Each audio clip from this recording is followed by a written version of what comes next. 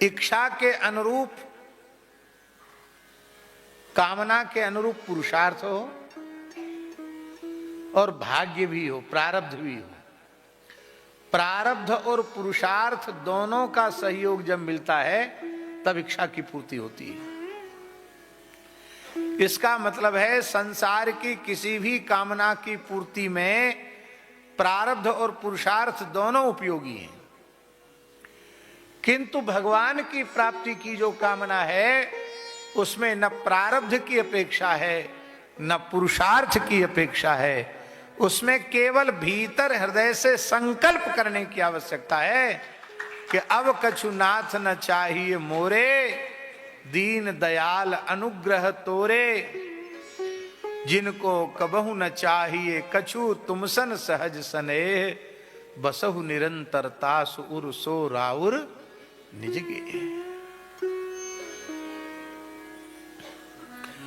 हमने ऐसे देखे हैं लोग जो भौतिक दृष्टि से बहुत विपन्न हैं, उनके अपने घर का मकान भी नहीं है, रोजी रोटी का साधन भी नहीं है,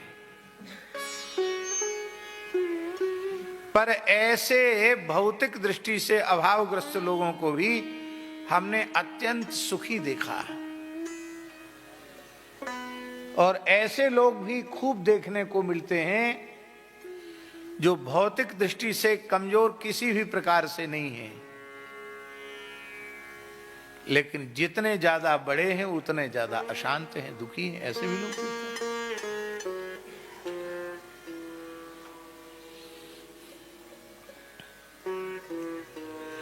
एक अत्यंत गरीब व्यक्ति थे, कड़िया भगत, किराए से रहते थे ध्रांगध्रा में। पुराना किराया था, पुराना किराया बहुत कम होता था, पुराना खपरेल मकान था, उसमें रहते थे। टाइल्स जोड़ने का काम जानते थे, तो कहीं काम मिल जाता वहां काम करने चले जाते। और उस व्यक्ति से एक बात कहते थे वो कि तुम हमारे ऊपर जोर नहीं दिखाओगे, काम हम बढ़िया से बढ़िया करेंगे, ज्यादा समय तक करेंगे, सस्ता करेंगे, अच्छा करेंगे, और जब हमारी मस्ती चढ़ेगी तो हम बैठ के कीर्तन करेंगे। फिर ये मत कहना कि 1 घंटा तुमने कीर्तन में क्यों खराब कर दिया। जेब में मजीरा रखते थे, काम करते करते जहां धुन मस्त कीर्तन करते रहते थे, पर मस्ती बहुत चढ़ जाती थी तो जेब से मजीरा निकाला और श्री कृष्ण गोविंद हरे मुरारे कह के नाचने लगे, रोने लगे, गाने लगे।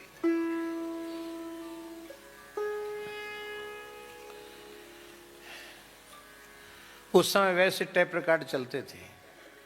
धीरे धीरे पैसा इकट्ठा करके टेप रिकॉर्ड खरीदा, जहां जाते उसको वहां कैसे टेप रिकॉर्ड में चला देते, कहते तुम लोग कथा सुनो, हम भी सुनेंगे, तुम लोग भी कथा सुनो। संतों की वाणी टेप करके लोगों को सुनाते थे। और जब देख लिया कि अब इतनी मजदूरी आ गई कि महीना 20 दिन बैठ के खा सकते हैं, फिर काम नहीं करते, फिर अपने घर में आ जाते, किराए मकान वाले को किराए दे देते और अपना घर में खूब भजन करते, खूब सत्संग करते। और जब उनकी गृहिणी कह देती कि अब नहीं है, कल परसों तक के लिए अन्न है, अब नहीं है, तब काम खोजने की तलाश में निकल जाते। एक बार मैंने उनको कहा, हठपूर्वक कहा कि आप वृंदावन क्यों नहीं आते हैं? तो उन्होंने कहा कि आप सब संत आ जाते हैं तो हम समझते वृंदावन ही आ गया चल के, अब हम क्यों जाएं वृंदावन, सत्संग मिल ही जाता है। तो मैंने बहुत आग्रह किया तो वे बेचारे संकोच में कुछ कह नहीं पाए। दूसरे व्यक्ति ने कहा कि इनकी स्थिति ऐसी नहीं है कि आने जाने का किराया जुटा सके, रेल का भाड़ा जुटा सकें, ऐसी सामर्थ्य इनकी नहीं है। ये वृंदावन आते हैं तो कई महीने पहले थोड़ी थोड़ी बचत करनी पड़ती है, तब आना जाना, कि वहां जाके फिर थोड़ी थोड़ी संत सेवा भी करते हैं। हमने कहा हम आपका टिकट बनवा लेते, चलिए हमारे साथ।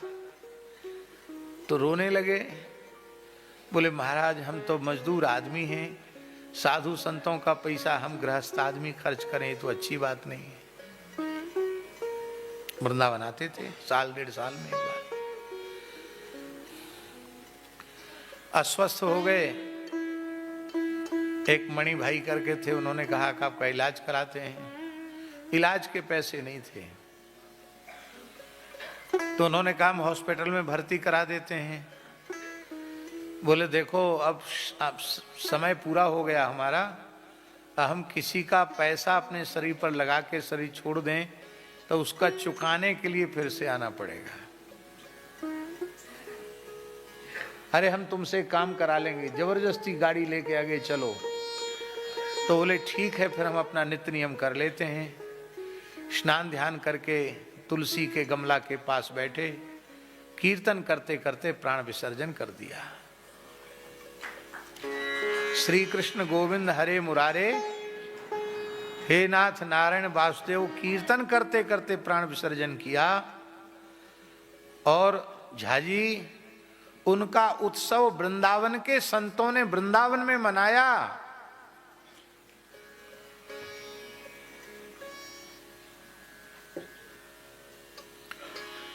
ये उदाहरण हम इसलिए दे रहे हैं, जो व्यक्ति हमसे लंबे समय तक जुड़ा रहा उसका उदाहरण हम इसलिए दे रहे हैं कि अभाव वस्तुतः जो है ना वो प्रकृति में है, भोगों में है, विषयों में है।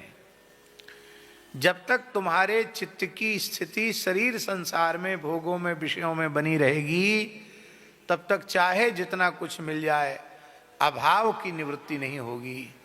और भले ही भौतिक रूप से आपके पास कुछ भी न हो, लेकिन यदि आपके अंतःकरण की स्थिति परमात्मा में हो गई है तो भगवान स्वभाव से ही परिपूर्ण है, फिर कोई अभाव तुम्हें छू नहीं सकेगा। भगवान में कोई अभाव थोड़ी ही है। अभाव तो भोगों में है, प्रकृति में है, भगवान में कोई अभाव नहीं।